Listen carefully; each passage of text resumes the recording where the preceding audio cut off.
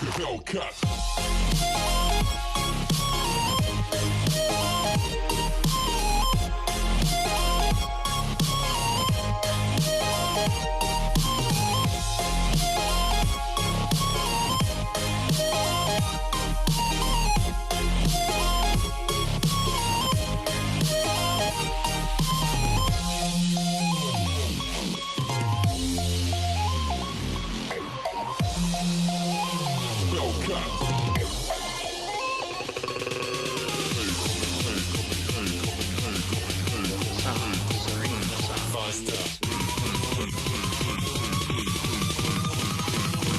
Like a Hellcat.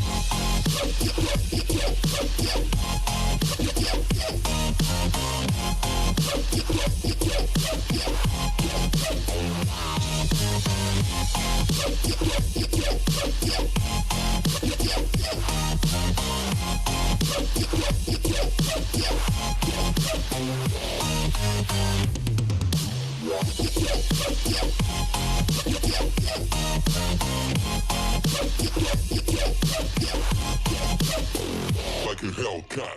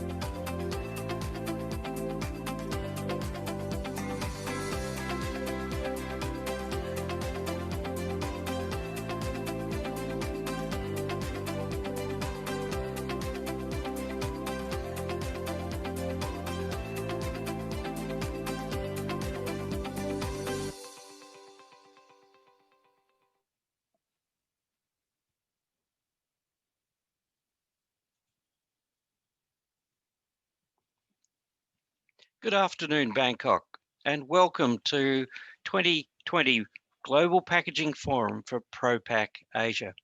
My name's Ralph Moyle from the Australian Institute of Packaging. I'm delighted to bring you the fourth in the series. If you recall, on Monday, we started off with how to achieve global and regional packaging targets for the ASEAN region. And we set an overall umbrella of these are the targets that all of us have to reach in this region. And then we broke that down into how we're going to do it.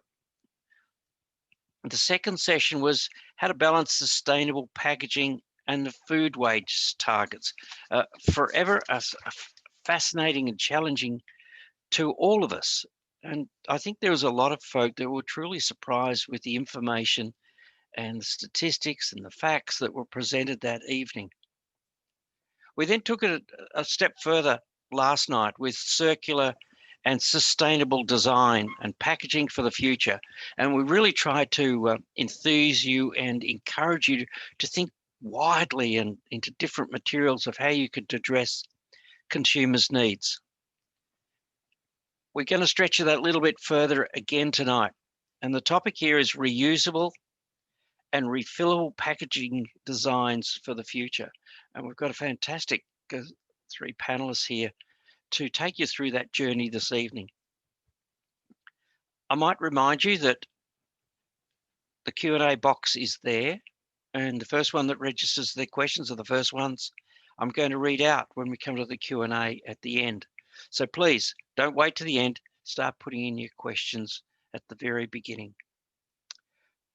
To lead us off, we're going to talk about who better to go and talk about design but the World Design Organization. And tonight we're lucky enough to have the president, Srini Srinivasan, who's going to take us through his view of how to reusable and refillable packaging. What's the future like, Srini? Tell me. I want to know what's out there. What's the future going to look like? Over to you. Thank you, Ralph. And also, it's indeed my pleasure and privilege to be here on this forum to talk about reusable packaging and refillable. So I have a presentation that I'm going to share quickly, talk about WTO, what we do, and then we'll come to the topic of today's presentation. So if I just sleep off, just bear with me. It's like 1 o'clock for me here in San Jose. So WTO is the global body. It's a long history of 60 plus years building key references in the world of industrial design. Today, we are the only global platform that connects educational, corporates, professional, promotional, and municipalities to offer a common platform to share our experiences in design and also to work together to see how we can create a better world. And since 1974, we have been accorded the UN consultative status.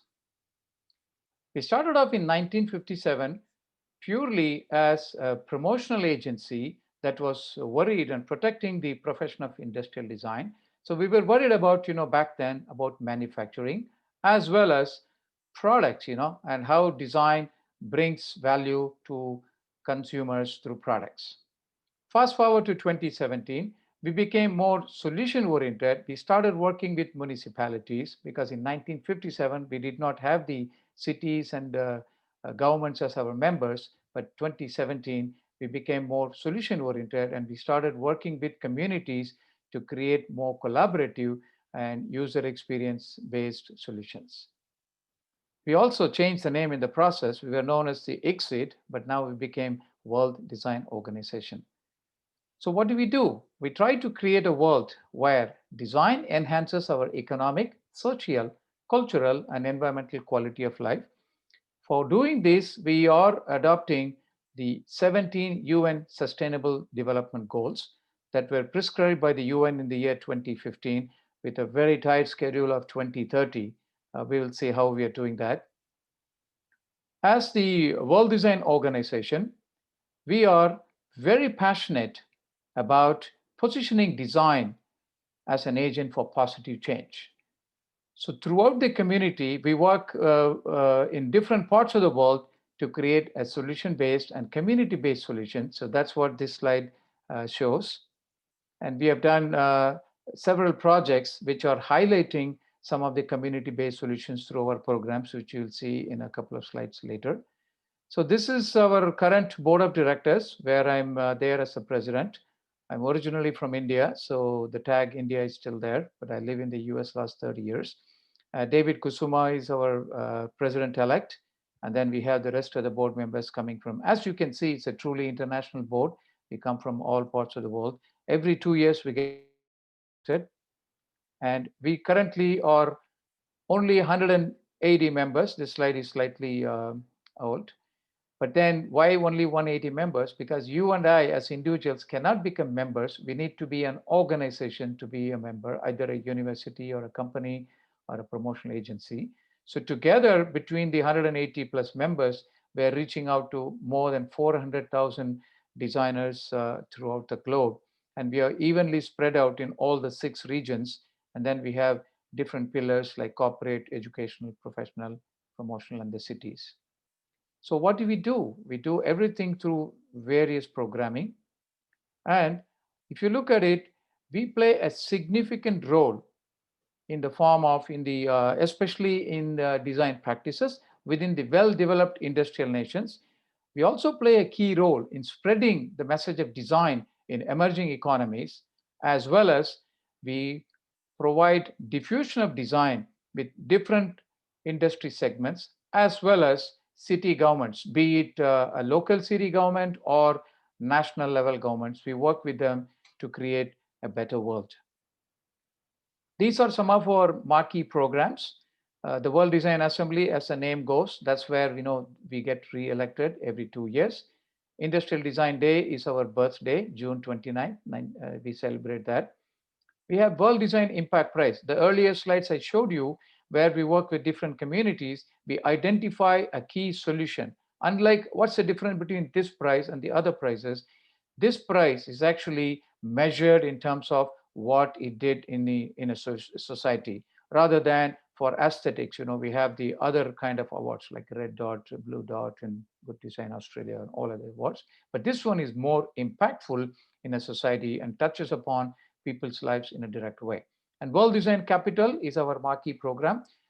Once every 2 years, we select a city which has shown the passion and how they use the lens of design to create a better city in terms of attracting people, investment, and so on and so forth. So that's the World Design Capital. And then we have corporate circles, interdesign, World Design Talks. For more information, you can visit our website since the time is very short. Interdesign is a program that we started in the year 1971. To date, we have done about 45 of them. This used to be like one of the most coveted programs. For 2 weeks, international designers go to a particular city and solve the problems of that city, not knowing anything about those problems when they get into that city. So it's a 2 weeks pro bono. The designers from across the globe, they donate their time, and with the host, we create problems that could be prototyped and solved in a period of 2 weeks. It's an exciting program. The last one was done in Mumbai in 2014, and I was instrumental in creating that event in Mumbai. And then now, fast forward to, these are some of the past interdesign that we have done. We'll quickly go through that. So when we were all stuck in one city, wherever, Ralph told me that he's been stuck in a beautiful city of Melbourne for the last 6 months. I've been stuck in a beautiful city of San Jose in California. So we said, what should we do? We took the interdesign concept and converted that into a digital spin, where we took the first one as COVID. People were scared as to what should we do in a COVID scenario. So we came up with a plan, and we worked with IBM and Design for America, and we did a 2-week sprint where 225 designers from all over the world, 33 countries, came together. And within 24 hours, we narrowed down 180 challenge statements to about 7, and we created 21 teams across time zones, and we created prototypes. The best part of this challenge is all of the findings, all of the prototype solutions are pro bono and available for anybody who's listening to here, can take those solutions and make it a viable solution in your own community, because we want those solutions to be implemented wherever it is possible. So the next one we did was in Bangkok. We have the UN Women as one of the divisions of UN, and we worked with them, and we did a 2-week interdesign, digitally, of course, where we had 26 countries, and we had about 100 plus designers, very carefully chosen, because the topic is such an emotional topic. It was prevention of violence against women and children. In the earlier challenge, we found out that one of the findings was because people are cooped up in their homes, so there was a lot of violence against children and also against women. So we completed the phase 1. So now we are getting into the phase 2. Again, if you go to our website, you will see all the details out there. That just concluded last week was yet another interdesign, where we worked with the International Space Station of National Laboratory, part of NASA. We did a design in space for life on Earth. So why design in space? What is the advantage? It's a very scientific and blue sky innovation. So we did a lot of work. If you design certain aspects, like for example, if you design a retina in a zero gravity environment or a near zero gravity environment, the retina is much thinner and easy to use in people who need a retina replacement. So that is a quick example where people can quickly do that. So we again finished the phase 1. We are getting into phase 2. So let's look at the main topic for today. I just wanted to give you a background of where we are and what WDO does. So reusable and refillable packaging, is this new concept or what? We have been having this for very, very long time. We seem to have lost. Some of us who are gray hair and no hair guys like me probably remember the days when we were having those kind of packaging. So I'm going to take you down the memory lane. As a kid growing up in India, we were always, looking forward to getting these iconic packaging from UK because India was ruled by British for a very long time. So we are influenced by those products which came. Later on, we built them in our own country at that time. So these are things that we could keep forever. Even though the biscuits are done, the cookies are over, we continue to keep them. So these were really, truly reusable in many, many, many, many parts of the country. Horlicks. Who can forget Horlicks? Horlicks was another energy drink, and we used to go and buy the bottles because after Horlicks is over, the malt-based drink, we could use it for storing sugar or salt because you could see transparent glass bottles was the attraction. Similarly, the cocoa and also the flour from Paulson were some of the things we used the tin. So we had glass and tin, and they were all very iconic brands. We used to keep them as a reusable packets. And therefore, before late, they came up with a Tetra pack, which was refillable pack. They were calling refillable. So you don't have to buy the glass jar. It'll be 2 pennies or 5 pennies less than the other one. You can buy them and then store in your same bottle of Horlicks. Ovaltine. My memories, are still there, very fresh. When we used to come back from school and then have mom will give us Ovaltine because it's a very choco-based malt drink, energy drink for kids. Again, very beautiful tins. And then later on, we also got the bottles in them. Ceylon tea. Ceylon, what is today called as Sri Lanka, was called as Ceylon at that time. So Ceylon tea was a very famous one, and people used to keep them. After the tea is over, we used to use it for storing. Maybe it's like a money bag, or we used to keep some of the other spices like cardamom and cloves. We used to put them in there. So tea was another very iconic reusable packaging. Of course, today we have the gift packs in the form of wooden carved things. When you go to any airport in India or in Sri Lanka, you will see some of them even today as reusable packets. Okay. Okay. This one is again famous, right? Back in those days, they never had any kind of packaging material when they were selling, especially loose tea or rice or coffee was different, but tea was always sold in loose, like the one that you see. And even for if you want to have a cup of tea, that's how you used to get in a shop on the rightmost corner. They used to really take a lot of efforts to do a thing so that you can be in a drinkable heat, and then you get it in a glass. They will wash it and reserve it. This reminds me how when I was in probably 8 or 7 years old, this is what we used to do. We used to mom will wake us up at 5:30 in the morning. You take one of those little brass or bronze or aluminum cans, and you go to the shop where they will be milking the cows in right in front of you, and you used to get milk. And milk was always it has a tendency to spoil if you do not boil it quickly and save it. So we have to be clean and we have to take this to get our milk. Fast forward a few years later, we started using the bottles where different color, the caps will tell us whether it's a whole milk or it's like a toned milk, and then you every night you keep the empty bottle outside your door so that in the morning when you're half asleep in pajamas, you just pull those water the milk bottle and then shut the door and then you just sleep again. And then if you look at the bottom, this is how even today in several villages, milk is being transported in these large cans which the guys carry in a cycle, as well as if they are going to go little further, they carry it in in the train. They just hang it on the side of the train. And on the rightmost is the modern milk booth where you get some of the famous ones like the Mother Dairy or the Amul. They make milk. People go and put a token into a vending machine and you still get the milk in your own container. People did not believe in using plastics and others. Of course, plastics have come into play in milk also, but this is one of those reusable and refillable containers in many, many ways. If you do not keep your empty bottle, you won't get the milk that next morning. Going to shopping.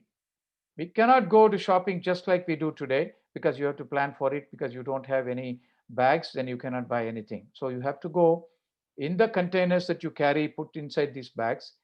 What was reusable bags also became fashionable as they started making different materials to make it more designer friendly. And then later on, they also made it to a branding because it became very fashionable to use certain brands of the bags, which was coming as free when you buy certain things and you never throw them because you want to use them. The utilitarian value was fantastic in those items. Now, why did we give up all these goodies? Why couldn't we continue to use that? In the last 30 years or so, we gave up all these habits. Taking my own personal example, 40 years ago we were doing this, but now we are not doing this because the convenience of time, the convenience of not needing to plan. You just, return from office, your wife or a husband or somebody calls you and says, hey, I need to, you to buy some eggs or bread or milk. So you quickly dash to a nearest store, you bring them because you don't need to plan to take your bag. Therefore, you just say, oh, 5 cents, no problem, 10 cents, doesn't matter. Just, give me the plastic bag. And the cost of packaging, if you were to do the tins or the bottles, they cost a few more pennies. On an average, anywhere between 10 to 12% more is the cost of packaging if you had to do some of those refillable, reusable packaging. And also the people were asking, how many Horlicks bottles do I need? How many cookie jars I'm going to keep, that is coming from JB Mangaram or some of the iconic, UK brands. How many do we need? Therefore, people are going to throw them anyway. Might as well give them something that is not necessarily refillable. So those were the thoughts by the people who want to save on, investment of more money into packaging. And durability, glass breaks, so is, cloth tearing, and bamboo also breaks. So therefore, plastics was an easy substitute where we said like, okay, let's do this because it will not break. There are so many times, I have broken those Horlicks bottles by not, if a little water in your hands, it could break from the shelf, to the counter. So such kind of things, don't happen if you have a plastic PET kind of bottles. And more than anything else, ignorance of damage caused by use and throw material. We had no clue. We were not knowing anything about sustainability. Therefore, we said like, it's very convenient. For many, many years, we used to have hundreds and hundreds of plastic bags thinking that maybe we can use. Somebody comes, you want to give some couple of tomatoes from my garden. Okay, here you go. You take the plastic. It was convenience. And at the same time, we did not know what damages we are causing. The major industries that need mega packing, food industry, you need to be worried about safety, you need to worry about durability, and also it needs to be ease of transportation. If you're going to be packing eggs, you want to make sure that they don't damage in transportation and their packaging is very durable until it is sold. Pharma industry, safety, authenticity, right? People can give you a fake brand of the same medicine that can cause a lot of problem. And also perception value, right? If you're going to get amoxicillin, which is a very expensive antibiotic, then obviously, you need to have a very attractive package. People say, wow, if it is expensive, this must be doing a good cure for me. So therefore, if you just dispense a simple medicine in a jar and give it to you in your hand, you don't think it's, valuable. Oh, why they are charging me, $7 for this one little, capsule. Perfume industry, again, brand value. We all know when it comes, the occasions, birthdays or anniversaries or whatever, weddings, we don't mind spending hundreds of dollars, $200, just for a 10 ml of perfume, right? Why? Because there is a brand value and a price justification. So you need to get to the bottle, you have to do, jump over the hoops, right? There are 3 or 4 different, packages, very attractive, high quality cardboard, and everything else is there. Sometimes, a lot of plastics within that. So that's again, perfume industry is that way. Consumer electronics, you need to protect it, and at the same time, people are putting on their YouTube today, right? How they open a particular brand of phone on the day one. It's a huge social media following, right? And that's what they want to do. And fine jewelry, of course, is a value, esteem. The packaging of a diamond necklace itself is, worth something, So therefore, people say, I really need to be looking at it. If it is not, they feel it is not real, it's fake. And footwear, because of you need to keep the footwear intact. So there's a lot of, extra packaging material that is being done. So where are we today? As a result of all of these, advancement in technology in packaging, today we are throwing 8 million tons of plastic waste into the oceans every single year. In 2015, UN introduced 17 Sustainable Development Goals because they felt that the world is not going to be surviving if we don't take action. And in particular, goal number 12 talks about responsible consumption. Therefore, we need to reduce waste. There's a lot of things within the goal 12. If you look at it, that's what it tells you what we should do as a responsible citizen. And after 2015, slowly more and more emphasis came on circularity and awareness programs all around the globe. Today, if you say circular economy, people do understand. People used to ask, what is circular economy, 4 years ago, 5 years ago? And large corporations, as part of their corporate social responsibility, they started taking notice on what they are doing, how they are doing. I know that, I've spoken to the BMW design officers, I've spoken to other Pepsi's, chief design officer. They are all worried about how to make their end, to do their part, how they can keep the world more sustainable. And small startups are giving a big run for the money. They come out with very brand new materials. A lot of them are biodegradable. If you look at, beehive or sugarcane waste, also a company in Florida, they do, it's called Pinatex.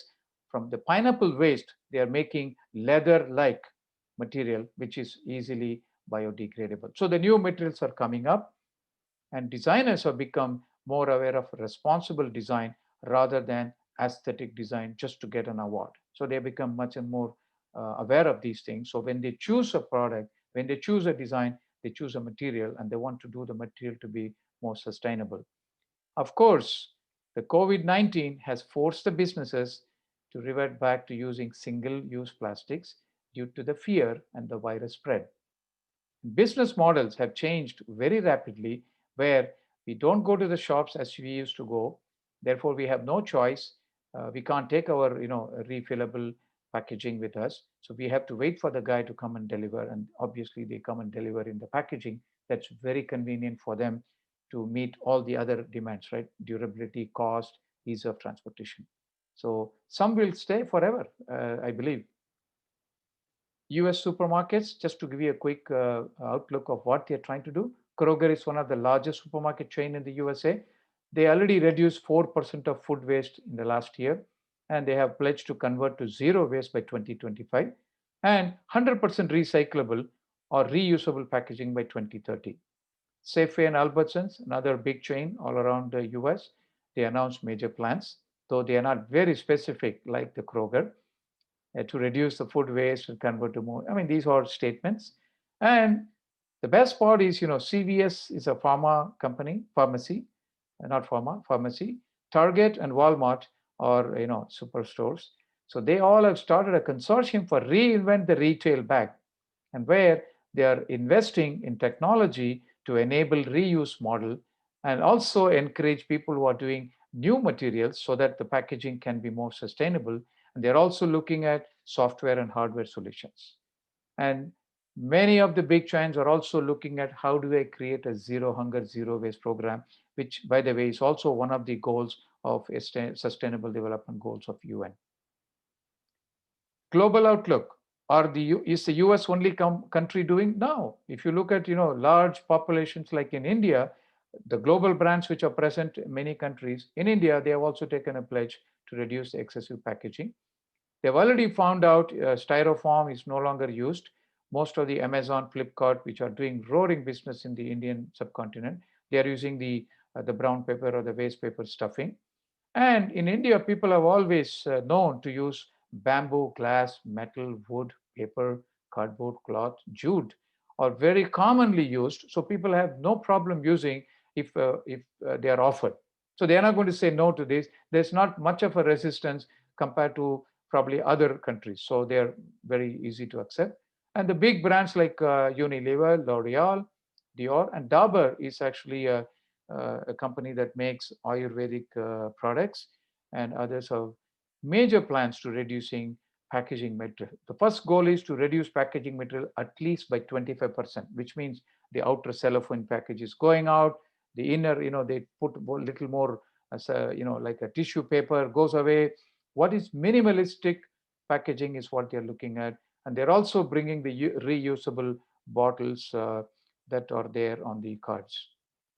And of course, UK, all the big ones that you know of, they're all changing their packaging in the year 2020, maybe due to COVID or otherwise.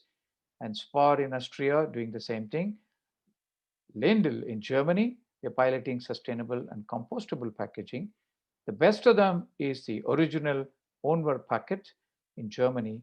Entire store, if you look at the pictures on the website, entire store has only large containers where they have the material. It's like a grocery store, but you get everything. You have to take your own stuff, otherwise you cannot buy anything. If you're just walking around to see what it is, you can only see, you cannot buy anything. Or they'll give you reusable jars, which, if you're a traveling guy, you just cannot go buy something and take it because you'll have a much bigger jar, which you really did not want. So that's something which people are getting used to now. Some of the cool new packaging innovation, keeping in mind the sustainability. The clever little bag was a design that Puma came up using Yus Behar, the San Francisco-based designer, for shoes. They eliminated the excess packaging. Just remove the wrapper, then it opens, and there are two shoes.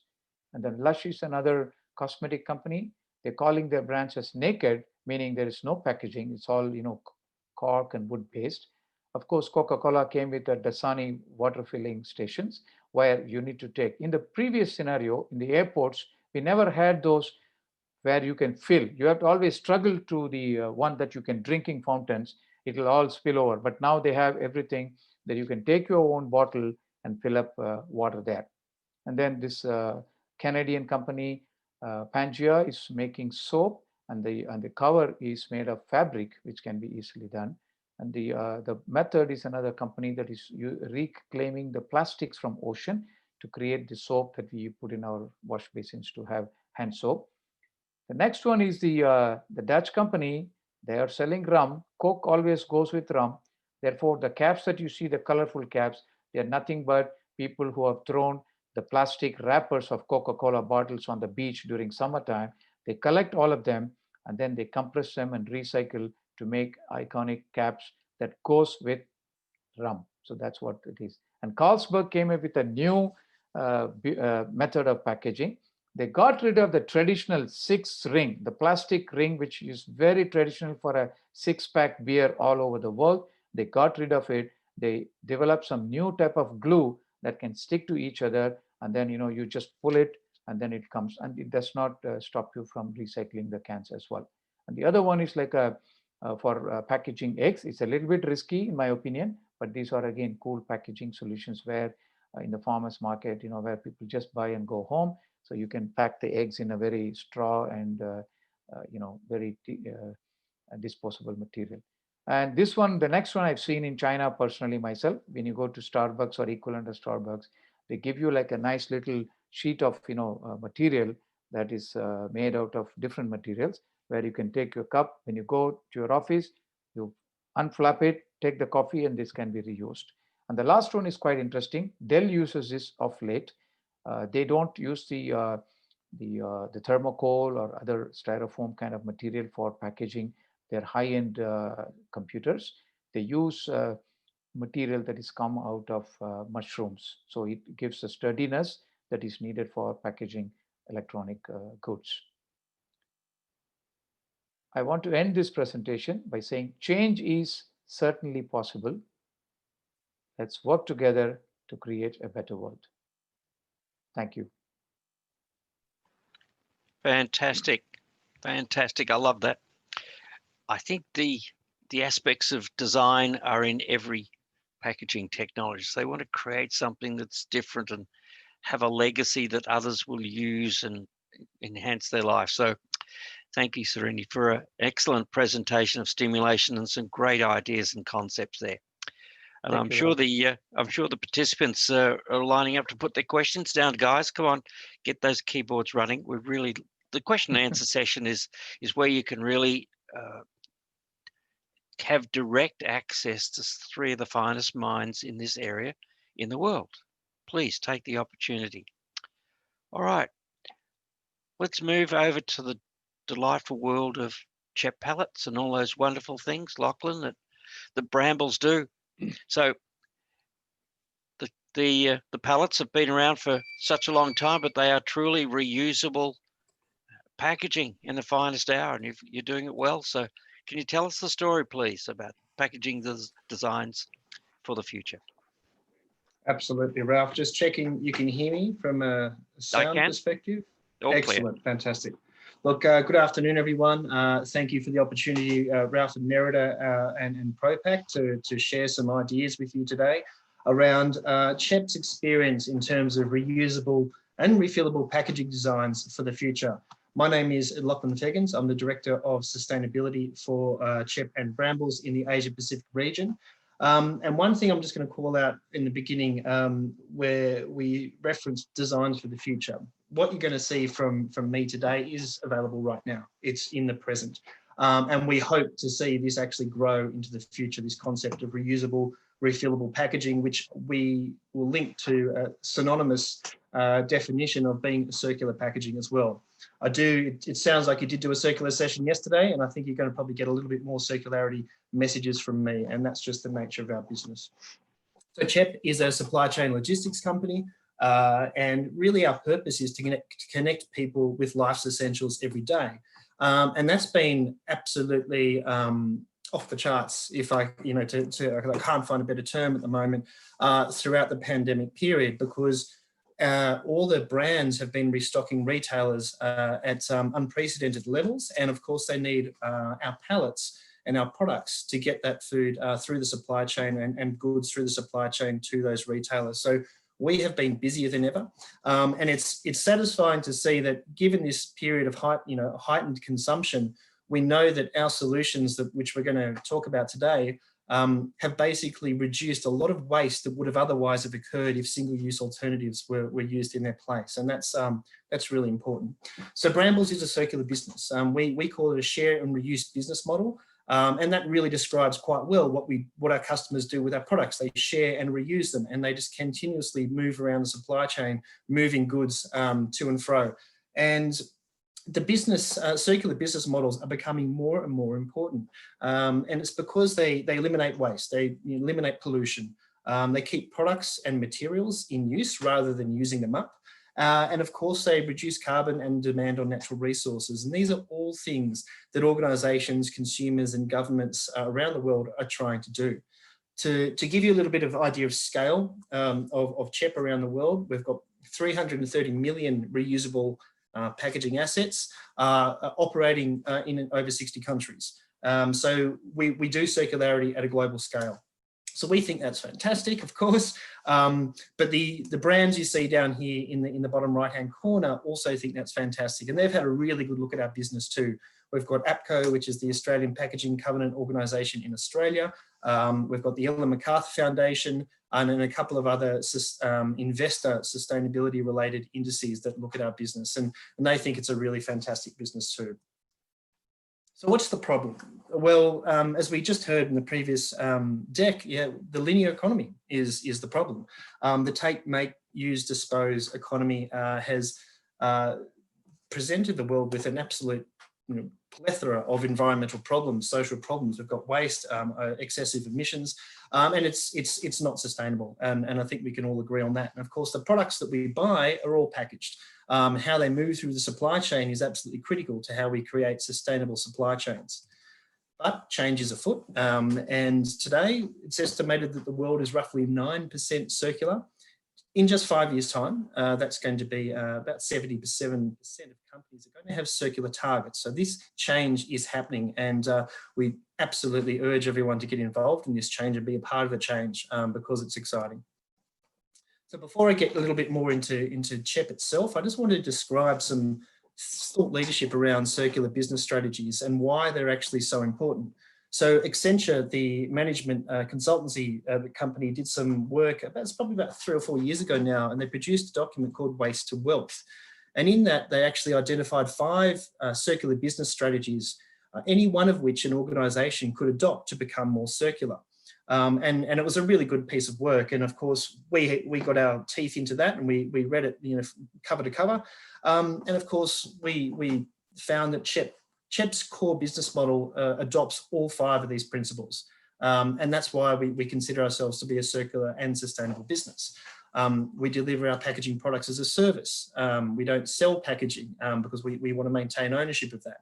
And we want to get our packaging back once it's been used. So we recover our packaging when it's been reached end of life, and that could be anywhere from 7, 10, 15 years. We recycle it and make sure that none of that goes to landfill. And throughout its useful life, we also want to extend the product value by repairing, reusing, reconditioning materials within that packaging and actually extending the product life. Now, we grab those 3 business models and you throw them into a sharing platform, and it just amplifies the sustainability benefits of that network. So, and that's really fantastic. So you can think of Airbnb and Uber as a digital sharing platform. CHEP is actually the physical sharing platform where the circular economy and the sharing economy come together. The last circular business strategy here is circular supply chains. Look, this is essentially making sure that your materials that come into the business are renewable and recyclable, okay? And that is something that we have absolutely critical for our business in terms of timber sourcing in our business and plastic sourcing as well. So let's get back into CHEP and exactly what we do. So we've got a very diversified product offering, as you can see up here on the slides. Pallets, reusable plastic crates or RPCs, and also containers. Now, these reusable and refillable packaging solutions, they're available to be used at any point in the supply chain. It could be first mile, it could be in the middle, and it could also be last mile. So it's a really diversified product offering. But what brings these together is that they're reusable, they're refillable, they're repairable, and each time one of these is used, it eliminates the need for a single-use alternative. And that's where the environmental benefits come from reusable and refillable packaging, or circular packaging, as we like to refer to it. So what does that look like in our business? So this is a program which we have in our business. We call it Supply Chain Positive. And it's essentially, it shows how the business is built on sustainable principles. So on the left-hand side of the infographic here, you've got a very high-level simplified supply chain. And on the right-hand side, you've got the environmental benefits of CHEP customers using our pallets. So essentially, the CHEP pallets, as you saw in the previous slide, containers or RPCs will be issued to producers, move to manufacturers, move to retailers, and then come back. And that's really essentially how that circularity works. And, getting our product back is absolutely essential to our business model. Now, what we do, how we come up with these numbers on the right-hand side is quite important. So we use what's called life cycle assessment. I think many of you in the packaging business, in the packaging industry, would know what life cycle assessment is. It's becoming more and more important. So we compare our reusable packaging versus a single-use alternative, and the aggregated environmental benefits of that are actually shown here on the right-hand side. So this is all of CHEP's customers in the financial period 2020 using CHEP products, and this is the avoided environmental impact. So you can start to see that when supply chains come together and they start to align and collaborate, you can actually have a really, really big impact. We can also make this specific for customers. So this is something that we use our life cycle assessments for, where customers are interested in saying, what's the environmental benefit of our pallets, crates, or containers? And we can actually do a calculation for the customer, and we give them what's called a sustainability certificate. And these are becoming more and more popular. We started these in the European team about 5 years ago, and they've only grown in popularity because being able to measure and validate the environmental benefits of using circular solutions over single-use alternatives has become really important to all our stakeholders. And we know our customers are very interested in this. Our investors are also interested in this. And what we've found is customers actually using this for their own internal communications. They might be showing staff, look, this is how we're making our supply chain more sustainable, or talking to their own consumers and customers and saying, look at the actions that we're doing in our supply chain. So they're actually using CHEP's circular business model as a sustainability credential, and it's a really good positive outcome. So this next slide is essentially, we've co-opted this from the Ellen MacArthur Foundation's New Plastics Economy piece, which is, I think, the themes that Ralph and Nerida wanted us to focus on today. And so what we've done here is we've swapped out what they had in there from the New Plastics Economy, and we've put in the CHEP experience. So what I'm going to do is talk about how the advantages of reuse and refillable packaging are actually having for the CHEP in the supply chain with our customers. So I'll start with Interfoods. So Interfood, they say it best themselves. So I'm just going to actually read out a quote that they've got because I think it's fantastic. So the quote is, Interfood are proud to announce the completion of our long-term partnership with CHEP to support the removal of cardboard from our beloved food service industry and our world. This partnership with CHEP will allow us to efficiently implement the use of reusable plastic crates from our growers directly to our customers, resulting in a more efficient, more cost-effective and sustainable supply chain. So they've essentially swapped out single-use cardboard for reusable plastic crates. And what they've done is they've used that value to share with their customers. And they've seen that CHEP has the same values. And that's really built a strong relationship and brand loyalty from a reusable platform. Moving down to the next one here, which is improving user experience. And we have a couple of other customers in the meal kit industry. And what they've done is they've also required their growers to use RPCs or reusable plastic crates instead of cardboard to bring in that food for the meal kits. And what that means is, number one, things are far more efficient. And number two, they're not dealing with waste when it gets to the preparation house where they actually prepare the meal kits. And number three, which is really important, is actually more food is getting to them in a usable format than otherwise would, because that product is being protected by the reusable plastic crate all the way through the supply chain. We've got another example, which we'll talk to that in just a moment. But that improved user experience right the way through the supply chain, from the grower right through to the meal kit provider, is also a fantastic benefit from reusable, refillable packaging. The one down the bottom here, which is gathering intelligence. This is an interesting one. It's out of our US business. And what you've got here is a CHEP Pelicon product, which is a bulk movement of liquids, for example, for the food industry. And this particular customer was very interested in gathering intelligence using the packaging as a way of doing that. They wanted to know where that packaging was. So we applied a track and trace technology to that packaging.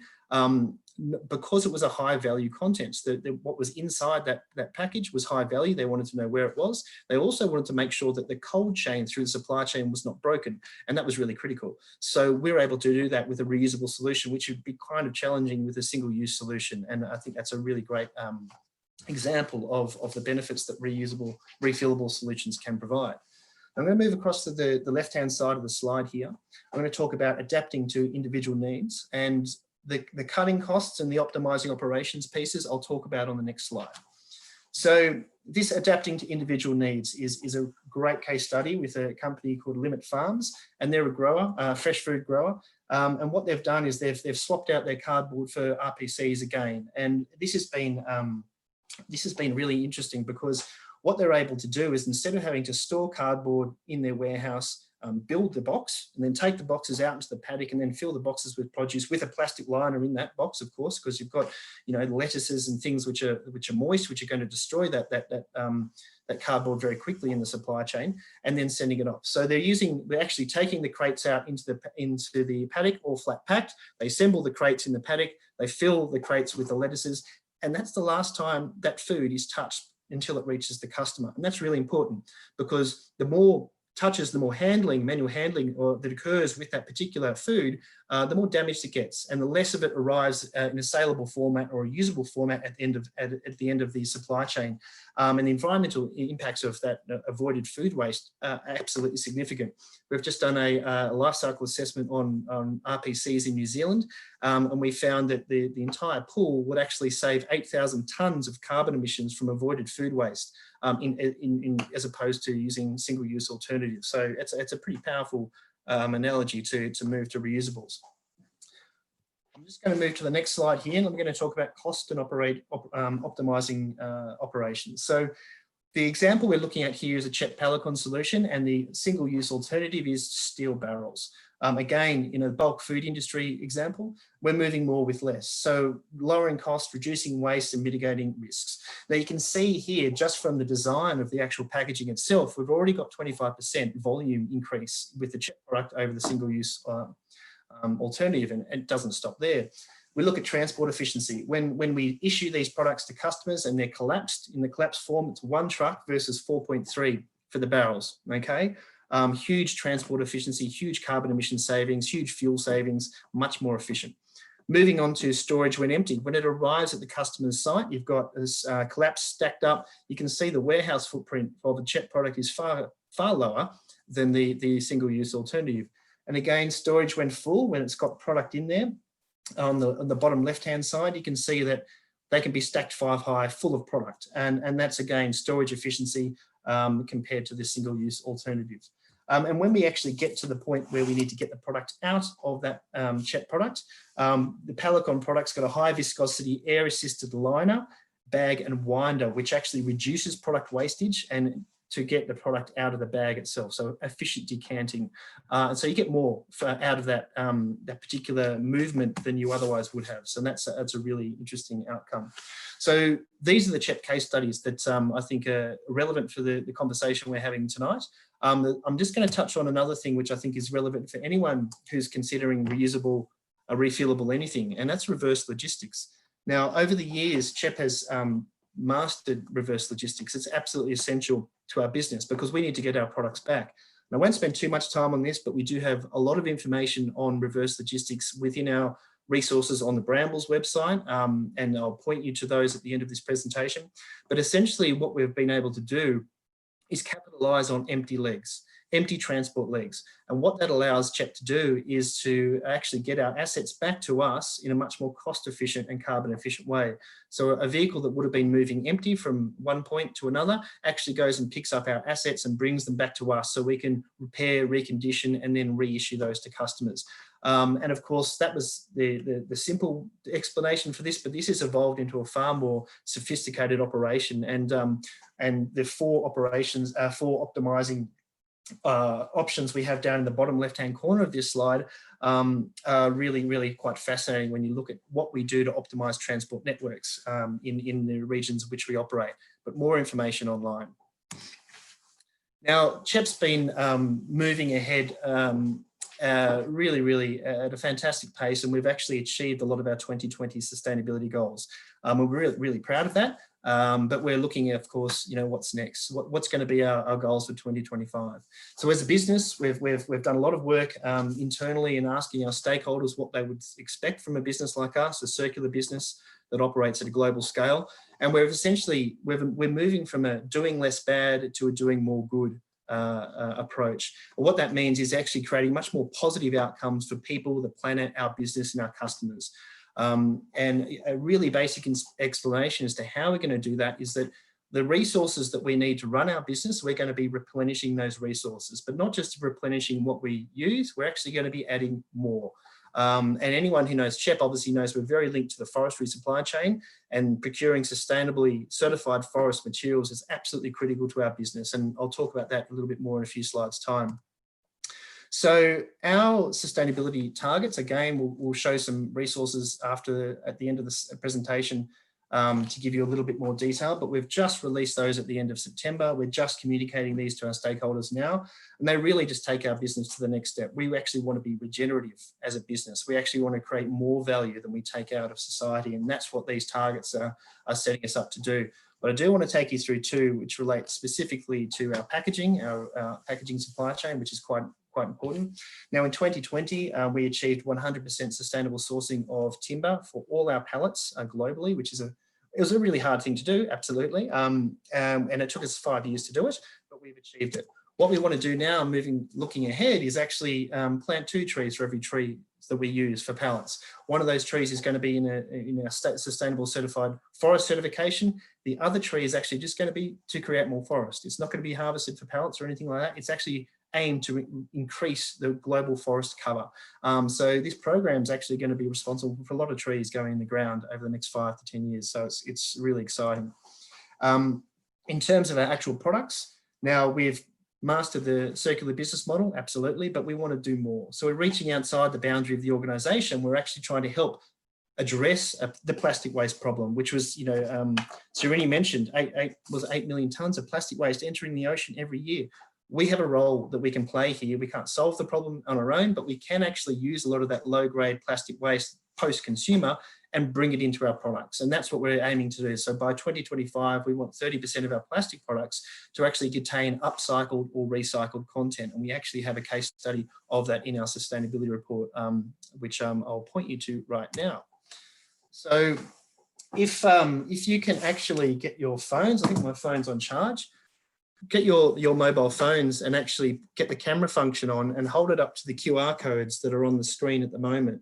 And what that's going to do is it's going to link through to the resources that we want to share with you today. So the resource on the left-hand side is actually a short animation. It's a video which describes our 2025 ambitions. It's a great video. Highly recommend watching it with your family and your kids because it's pretty well done. But it does describe our commitment to become a regenerative organization and actually to pioneer regenerative supply chains for our customers. The resource on the right-hand side here is our sustainability report, which came out at the end of September. And that's where you're going to find a lot more detail and a lot more case studies on what I've talked about tonight and how that actually has a really positive impact on the supply chains in which we operate around the world. So I'll leave it there, and I look forward to the panel session and the questions from the audience. Thanks, Ralph. Oh, Lachlan, that was good. That was really good.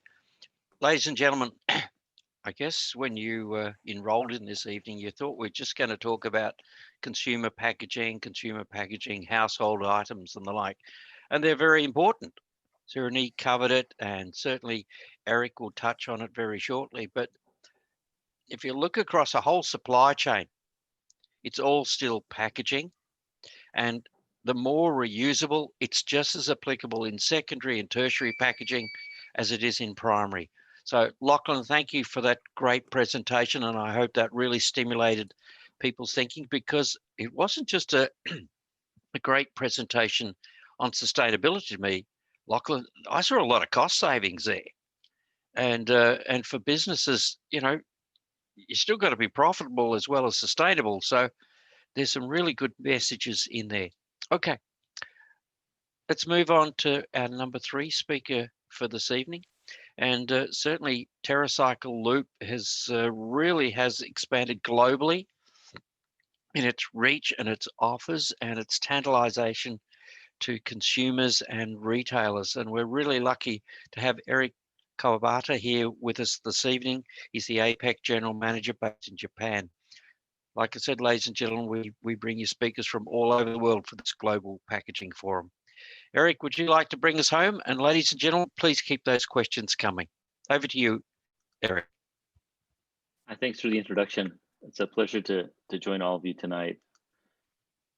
So I'm the APAC General Manager for TerraCycle and Loop, and I'm going to share my screen here.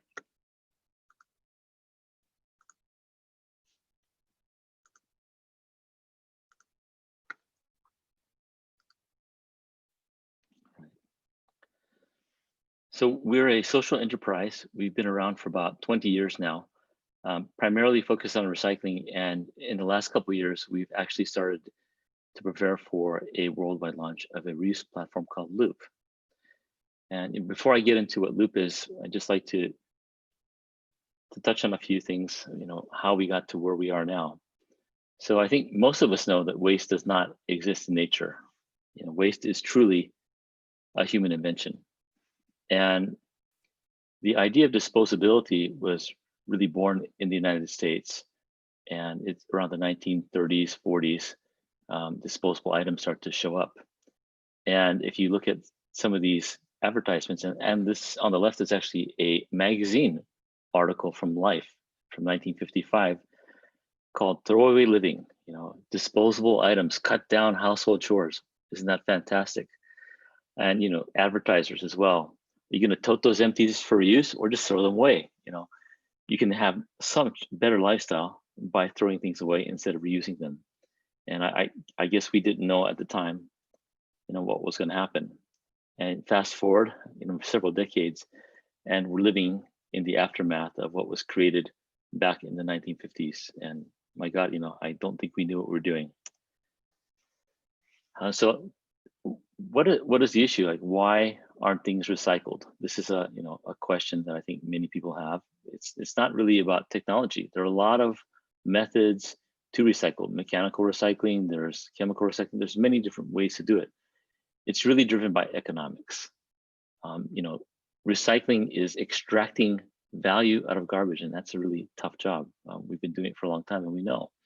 And so when the resulting raw material you extract from garbage cost, right, is worth less than the cost of recycling, no one's going to do it, right? It just won't make money, and we have a big waste problem and live in a very linear world. And because of this, we'd examined many ways how to eliminate waste, and that's the mission of TerraCycle, is to eliminate waste and to change people's mindsets, to rethink what waste is. And we realized that the many challenges with recycling really require us to examine many different ways to handle this really big problem, and we believe that reuse is one of them. So we launched the Loop platform with an announcement at the World Economic Forum last year in 2019 at Davos, and you can see on the bottom left we had some very good partners, but a very, very small partnership. Just about 12 companies joined the platform, and over the course of 2019, something happened that, quite frankly, we were not expecting. The world and the media really just seemed to embrace this platform and this idea, and it rapidly became the #1 sustainability story of 2019. And fast forward 1 year after the launch, from a handful of brands, now there are about 150 brand partners, over 400 products, with 15 retail partners around the world. And you may have seen in the news in Australia, we'll be working with Woolworths. And so we launched in 2019 in the United States on the East Coast with an e-commerce platform, and it's now nationwide in the United States except for Alaska and Hawaii. And we also launched in Paris with e-commerce with Carrefour as a partner, and just a couple weeks ago we launched in London as well, again e-commerce with the UK retailer Tesco. In 2021 we'll be launching in March with Aeon in Tokyo, and we're going to be coming to Australia as well, June next year with Woolworths. So Loop is not really something new. It is just borrowing wisdom from the past. We used to live in a world where our milk was delivered to us in a glass bottle. We consumed the contents. We returned the bottle, and the milk company washed it and used it again. The bottle was the asset of the milk company. And when it's your asset, right, you want to make it last a long time, right? Because durability used to drive lower cost. And fast forward to the world we live in now, why is disposability, so prevalent? Well, it's cheap, it's convenient, right? There's some positives for the consumer and the manufacturer. So everything shifted to disposable. And there was another shift that may have gone unnoticed, right? The ownership of the package shifted from the manufacturer to the consumer. And when it is no longer the manufacturer's asset, what does it become? It becomes a cost. And I think we all know what manufacturers try to do with costs: drive them down. And hence, we started on a journey from nice glass reusable packaging to aluminum, to PET, to cartons, to pouches, lighter and cheaper, and lighter and cheaper. And along with that went a degradation of what is recycled. And you can see recyclability continues to decrease because of this. So when we examined Loop and how we would launch this, we realized that there was a really big factor that's standing in our way, right? The merits, right, of disposability. Right? There are a lot of virtues to the consumer and the manufacturer. how do we battle this? How do we get people to move from disposable to reusable? And we have to maintain some of the virtues, right, of disposability to do this. And of course, the first thing is cost. And of course, if you make a package for 10 cents, right, out of plastic, and replace it with a stainless steel package for $3, you're never going to make any money unless you raise the price to the point where consumer won't buy it. But what if you could use that package 100 times, right? The cost per sale would go down to 3 cents. And so this is just an example to demonstrate that at some point with reusability, right, there could be scale where costs could actually become a positive factor for the manufacturers as well. And what else can happen if you can spend more money on a package because it's reused instead of disposed? You can achieve more beautiful design, and you can achieve many new functions as well. So in the United States, Haagen-Dazs, and like most places in the world, was sold, and it still is primarily in paper-based packaging. I can't hear the audience, so I usually like to ask this question: where do 40% of Americans eat their ice cream? Where are they? And it's a pretty funny answer, but most Americans, 40% of them, eat their Haagen-Dazs ice cream while sitting in bed watching TV. And I'm American, maybe that explains my weight. But and the biggest complaint that Nestle gets about Haagen-Dazs isn't the taste. They love the ice cream. It's that, well, I like to eat the whole thing, while I'm watching my Netflix or my movies. And I can't eat it all at once, so I have to get up and walk to the freezer and put it back. And if I get hungry, go back again.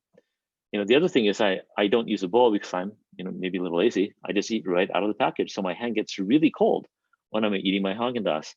Well, this container is a dual layer with a vacuum inside of it, and your hand doesn't get cold when you touch the container, hold the container.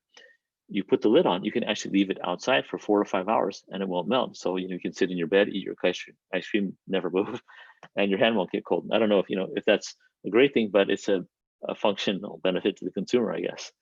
And other things in terms of design, from plastic to beautiful stainless, for laundry detergent, for dishwashing detergent. And I use this example right here to explain a bit about the rules of Loop. So Loop doesn't just let any type of packaging into the platform. There are 3 primary rules. Number 1, right, it has to be strong enough to be reused a minimum of 10 times. Number 2, it has to be washable, obviously. Number 3, from an LCA perspective, right, it has to be better for the environment. That includes what we make the packaging from. So if it's plastic, if it's polyolefin, right, and you melt it one time, the fibers shorten and you have to downgrade the usage. So we don't let those types of plastics into the platform. But if it's an engineered plastic, for example, like ABS, right, you can melt it and use it numerous times without degradation, right? We allow ABS and polycarbonate engineered plastics in the platform. This is an ABS package. This is one of the lessons we learned was from Clorox, and these are table wipes, countertop wipes. Well, with Loop, you pay for the product as a consumer, but you pay a deposit on the packaging, which you get back when you return it. Now, in this case, the wipes were $5, but the deposit was $10 on the package. And we thought, wow, you can never sell this. No one will pay that much for the deposit. Well, little did we know, it was the second largest selling item in 2019. And people loved it because the wipe stayed wet longer in this container than in the normal container. And of course, it looked beautiful to put on the countertop. You can see, really beautiful packaging going from paper to metal airtight containers for biscuits. And I think some of the bottles that we've probably, seen before and are familiar with, like beverage bottles, right? Even pet food in airlocked, right, durable containers, cooking oil. And as we look at these, I would ask the question, think to yourself, what do I like about this? What is my impression of Loop? What is my impression of this packaging, right? And really interestingly, when we surveyed the customers in the platform, why do you love Loop? We thought, because we're an environmental company, we thought, wow, I love my sustainable lifestyle. This is great. It's great for the environment. And I love doing my part. Well, that wasn't the answer we got. The number 1 answer was, I love the convenience. Number 2 is I love the beautiful packaging, the luxury, the functions. Number 3 was there's a lot less trash in my house. And we thought, well, great, people are waking up to environmental issues. Well, actually, that wasn't the case. They didn't have to go through the trouble of sortation for recycling or through disposal. And so again, it was a convenience factor. And as we examined this, we did a lot of consumer insights, and we realized maybe we're making some ground. Maybe we're making some headway here. Maybe we found a way to make being sustainable not a burden, but attractive by trying to give benefits through the program to the consumer. And so we can make a sustainable lifestyle not a burdensome one, but attractive, functional, stylish, and we think that there's hope for this platform in the future. And as you can see, we aim to have all the packaging be recyclable. Now, unfortunately, if you go back a slide here, not everything can be reused so easily, right? Ideally, we'd like to do it all. But if you wash a pump and empty it out 3 or 4 times, and it's plastic, it usually starts to break down. So Unilever wanted 100% reusable package, but we couldn't do it because of the pump. Well, this actually prompted a very big packaging company in Europe called Aptar to come to the rescue. And they said, you know what? We'll make your pump out of stainless steel. You can use it 10, 20 times, washing it and reusing it without any degradation. And so, the desire to implement reuse into the product actually also drove, right, some new innovation from the packaging industry as well.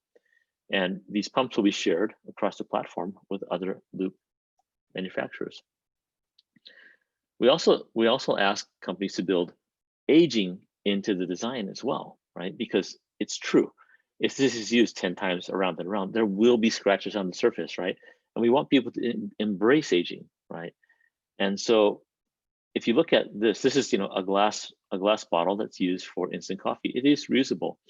And Laura decided it's great, but we do see there's a lot of scratches on the surface in reuse. So what they did is they designed aging into the packaging, and they coated it in multicolors. And as this gets old and it wears down, they're beautiful wave designs that contrast with the color of the coffee inside that make it more beautiful. And I'm going to share with you a bit of a video here, and hopefully you can hear it, to give you a preview of what some of the loop packaging in Asia, in our region, looks like. And this is from Ajinomoto, which is one of the largest food companies in Japan.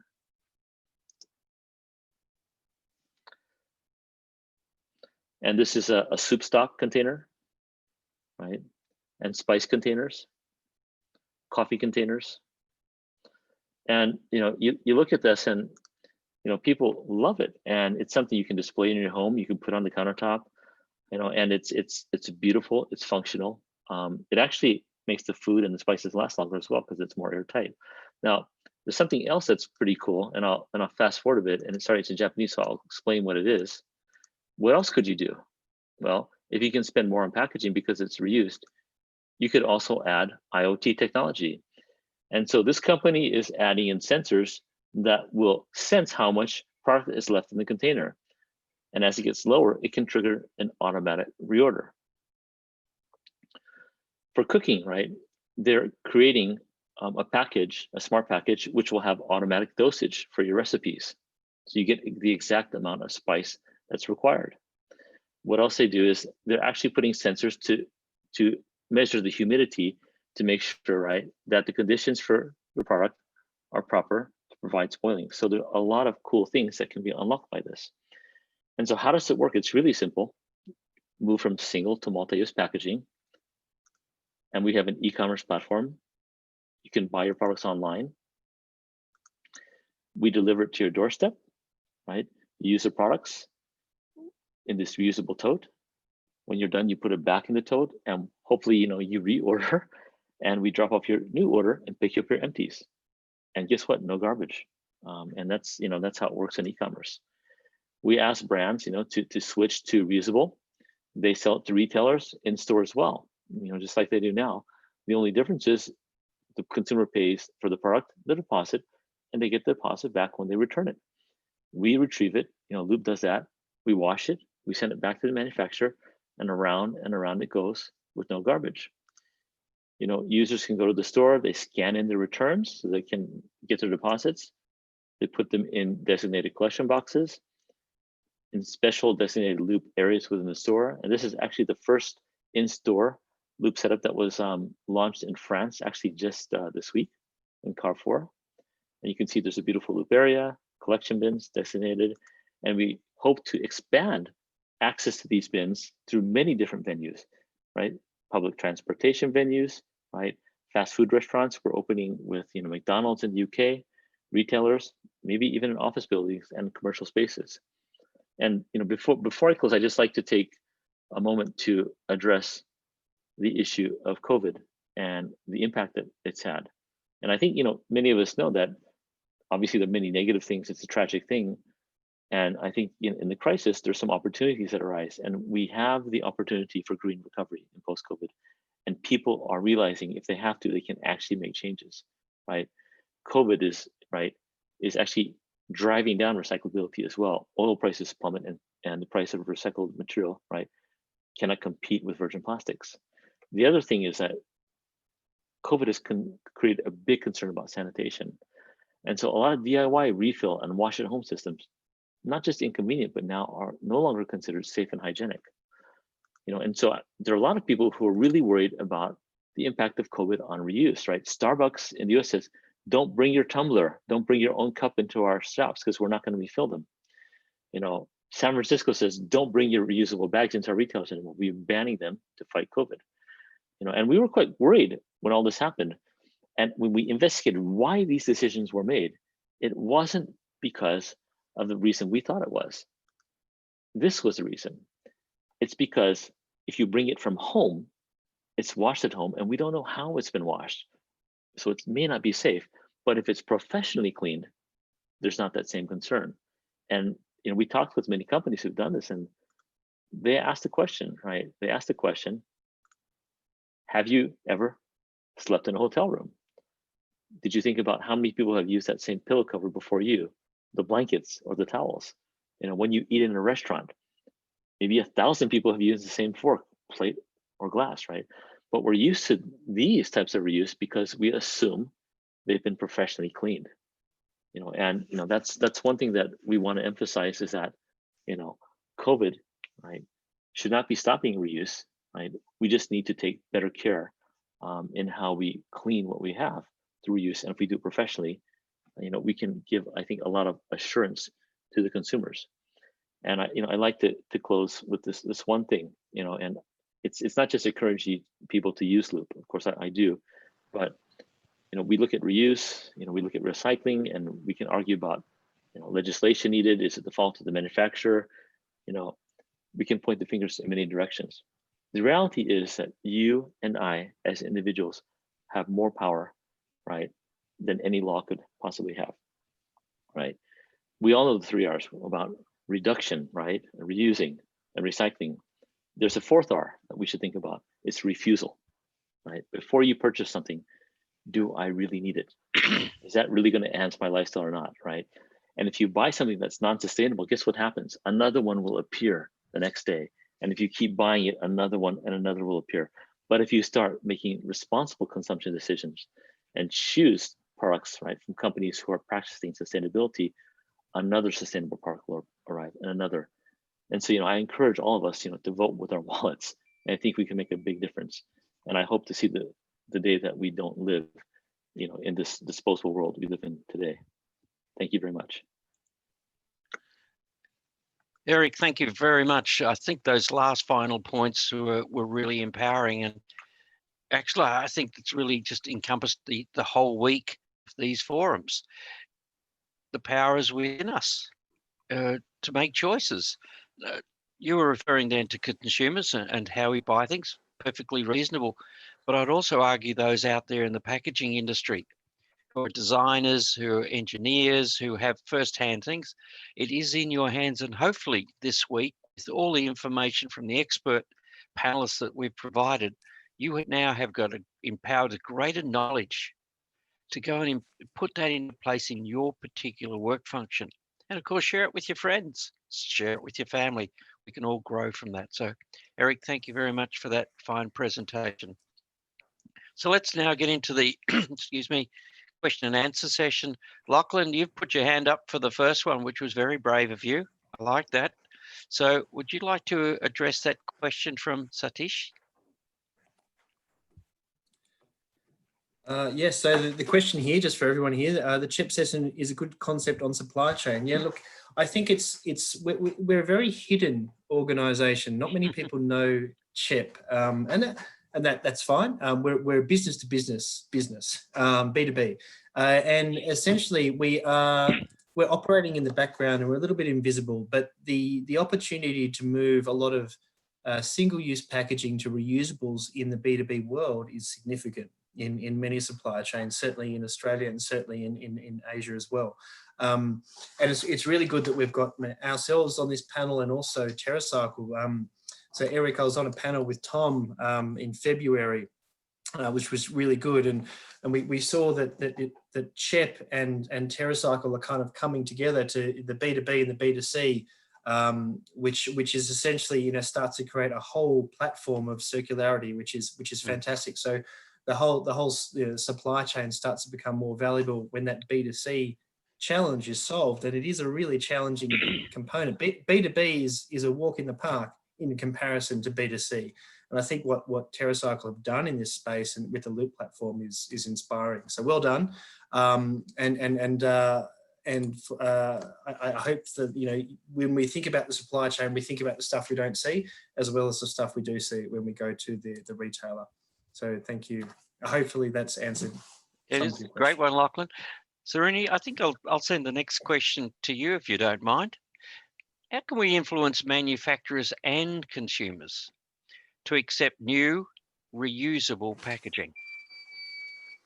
Yeah, I think, like I presented earlier, and like also the fellow presenters mentioned, reusable is not something that we are unaware of. It's just the fact that, we are stopped using it for two reasons. One is convenience and also the cost factor.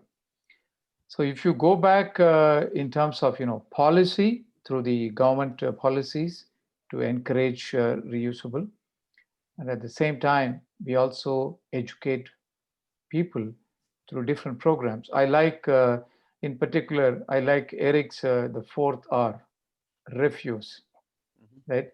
That is something that, we could do, and we could use those principles and put into some sort of a policy to create, I think, COVID has taught us one of the benefits of COVID is we have forced ourselves into changing habits. Yes. Humankind is very, very averse to change, and we are forced to stay indoors and forced to change our normal behavior. This could be a right time for us to say, this is how we're going to do things, and then policy should come. And not only policy in terms of punitive damages, but also to incentivize, like if you give some tax break, those people who have reduced the packaging, or they encourage, they've proven encouraged reusable packaging, they could get some tax write-off. That will be coming from the government and policy making, so which will make it a widespread. It's just not one company like, Terrace or, CHEP doing, but we need to do at a much, much bigger level. Otherwise, I really doubt when Lachlan said, it'll be 9% to 77% of circularity. I would just, wonder about it. It's a nice goal to have, but we won't have it unless we have some kind of a forced habit. Good, thank you. I've got Gogo online again tonight. Who's really good with the questions. Thank you, Gogo. And Eric, we're going to direct it to your attention, and I'll just read it out. Loop is great. So Eric, I think you got a fan. Is the cost of the current container too high? Yeah, that's a good question. And yeah, the answer is of course yes.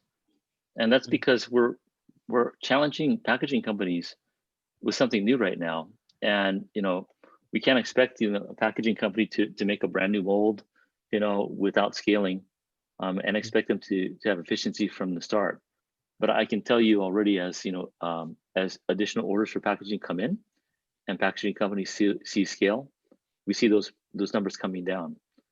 And now, I wouldn't like to see, to be quite frank, the cost of the packaging to go down too far, because we want the consumer to really value that package, to make sure when they pay that deposit, if it's so negligible, they don't have enough incentive to give it back sometimes. Something that we've learned, and I'll bring up Clorox again, is that people are happy to pay the deposit. Of course, socioeconomics is an issue. It doesn't work in every country the same way, but in a lot of developed countries, they're happy to pay a reasonable deposit if they're getting some function from the package in return. And they know they're going to get that money back as long as they take care of it. Behavioural changes is one of the key elements. It really is. Lachlan, you put your hand up yet again. You're a keen boy. Subhas has a question there, and he wants to connect with CHEP and Loop. Can you follow up with an answer to that question, please? Certainly. So look, it's a great question. CHEP is not in Indonesia at the moment. We are just, in terms of Australia and Southeast Asia, we're in Australia, New Zealand, Malaysia, Thailand, and China at the moment. And it's a really good question, because it comes down to the level at which the supply chain is at the moment. So the CHEP products work in a standardized supply chain, and standardization is where the efficiencies come in. And as you've seen that with the Loop platform there, while there's some fantastically looking products, they are actually going to have to meet a standard for them to flow through that process and that platform. We don't have that at the moment in Indonesia and some other markets as well, which we would love to move into. But I can tell you, it's certainly something that we'd love to add more countries to the 60 that we're already in. That's for sure.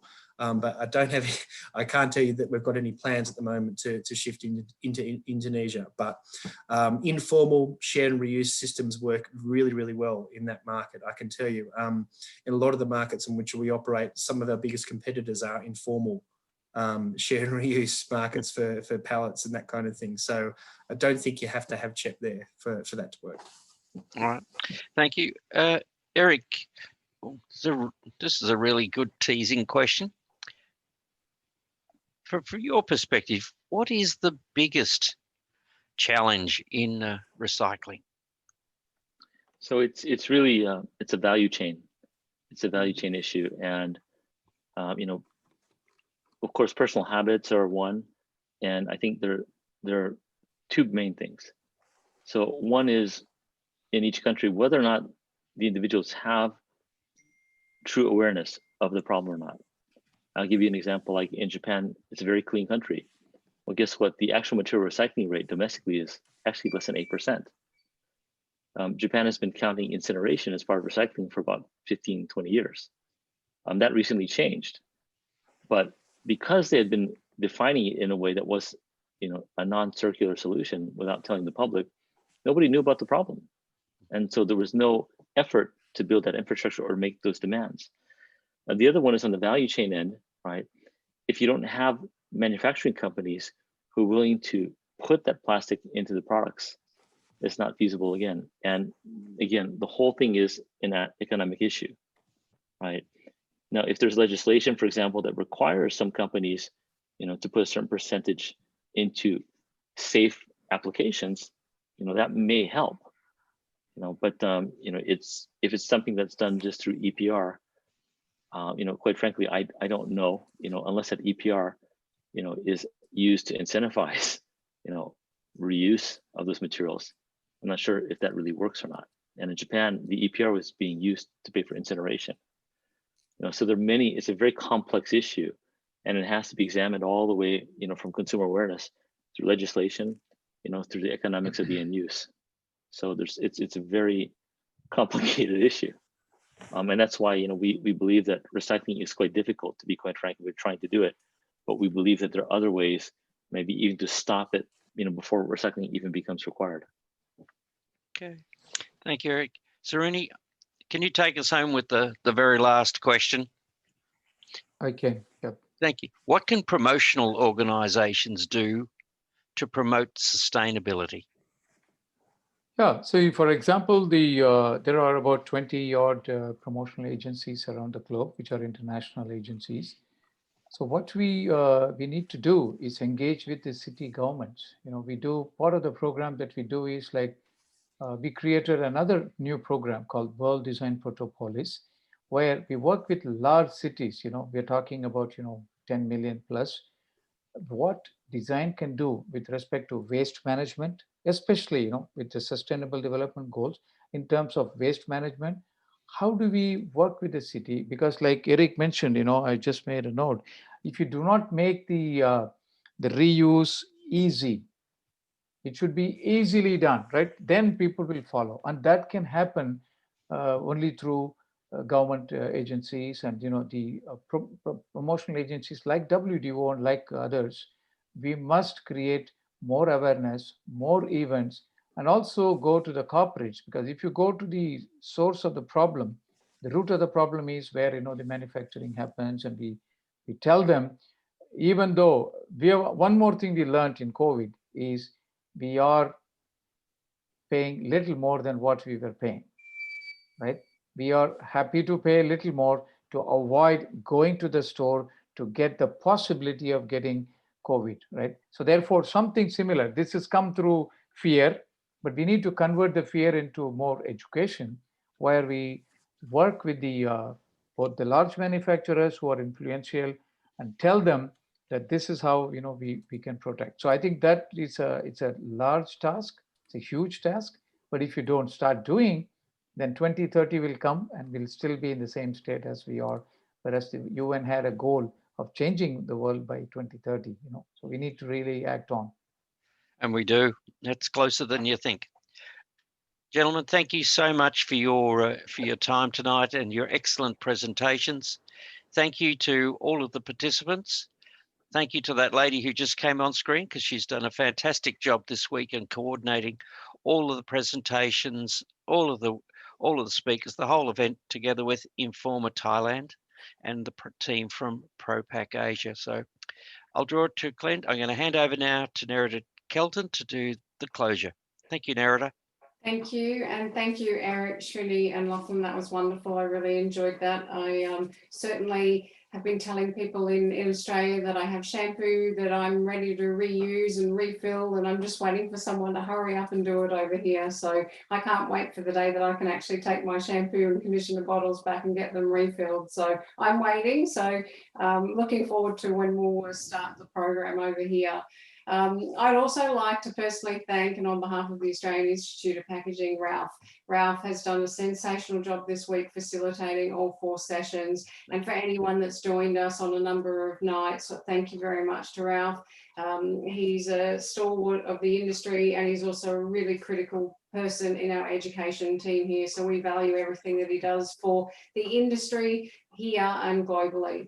And for everyone that's listening, don't forget that ProPack Asia is also virtual this year. So for all of us that can't actually be there in Thailand, even though we would love to be, please jump on virtually till the 25th, and you can actually go and visit all the exhibitors that are physically there in Thailand waiting for you to come and learn about their new solutions and products. But also for all of us at Australian Institute of Packaging included, we're here virtually for you. So if you need anything, reach out to all of those people until the 25th. And the last thing is just to say thank you. And thank you to everyone tonight and for the last 4 nights. And thank you to all of the people that have joined us over the last 4 nights. Thank you to Informa Markets for continuing the partnership with the Australian Institute of Packaging. And we would like all of you to stay safe. And until we see you again, thank you and good night. Thank you, Nerida. Thank you, Ralph. Thank you. Eric. Thank you, guys. You did a great job There tonight. you go. Fantastic. Fantastic. Bye-bye. Be safe, everyone. Be